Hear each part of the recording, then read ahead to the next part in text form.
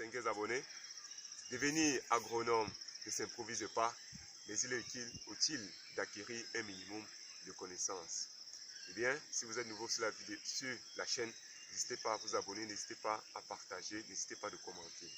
Nous avons préparé pour vous cette petite vidéo pour vous donner les secrets de la réussite de sa pépinière, que ce soit de piments, de tomates ou de poivrons, les solanacées de la même famille.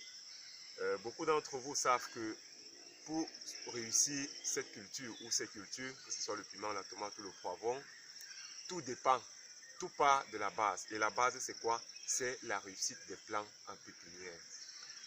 Beaucoup échouent leurs exploitations, leurs champs, parce qu'ils ont déjà raté dès la base de la production des plants en pépinière. Eh bien, nous avons une pépinière qui a déjà 6 semaines. Vous pouvez constater que ça, c'est le piment. Certains plants sont déjà prêts à être repiqués de par la bonne qualité des feuilles. Comme vous voyez, le feuillage, c'est bon. 6 semaines, c'est déjà beaucoup. Pourtant, dans certains cas, les gens vont à 2 mois, 8 semaines, 10 semaines et ils n'ont pas de plants prêts à être plantés. Et bien voilà des plants de 6 semaines.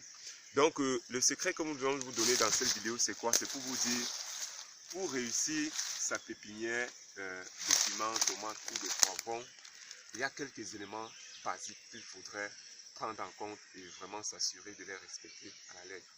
La première chose, c'est l'amendement de sa planche. Quand on a préparé sa planche, il faut bien amender sa planche avec de la fiente de poule ou du compost au préalable. Vous avez mélangé avec de la planche pour que le sol, le substrat soit bien riche. Quand vous ne le faites pas, ça a une influence considérable sur la qualité des plants qui vont germer et même sur le rendement à long terme. Alors, quand vous préparez un bon substrat avec de la fiente, vous pouvez constater, on voit encore là, vous voyez par exemple, voilà de la terre. Cette tache-là, c'est ça la fiente. Vous voyez, ça c'est de la fiente. Encore blanc comme vous voyez là, c'est ça. C'est ça. Quand vous avez un substrat bien préparé comme ça, ce n'est que normal que les plants qui vont germer vont pousser et vous donner de très bons plants pour la production. Donc, la première chose, c'est de préparer un bon substrat amendé avec de la fiente de poule ou du compost. Au moins une semaine avant le semis des graines, vous deviez l'avoir mélangé une semaine à l'avance pour que la fiente puisse s'éteindre, se mélanger avec la terre et ne pas brûler les graines lorsque vous allez venir ensemencer. La deuxième des choses, c'est quoi? C'est la façon de planter ces graines sur le lit du germoir que vous avez préparé. Pour mieux préparer ces graines, ou mieux planter les graines là, il faudrait que des graines soient espacées. Parce que si vous entassez sur place, il y aura excès de compétition et puis les plants ne vont pas bien pousser. Vous pouvez donc mélanger vos graines avec du sable ou avec une bonne terre noire. Vous voyez, vous mélangez avec les graines parce que les graines sont très petites. Vous pouvez prendre une poignée là, il y a au moins des centaines de graines là.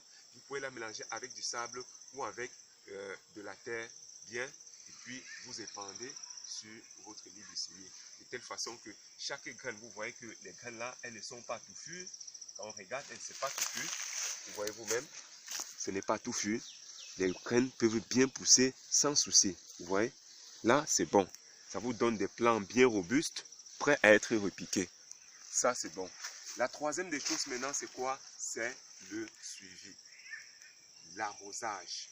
La quantité d'eau qu'il faudrait arroser. Il faudrait bien arroser votre lit de semis pour que les plants puissent se développer rapidement. Parce que s'il y a un déficit hydrique, ça joue sur la durée de croissance et la qualité des plants qui vont sortir du lit de semis. Ça, c'est la troisième des choses. La quatrième maintenant, ça va dépendre si vous êtes... c'est quoi? C'est l'ombrière. L'ombrière est très utile.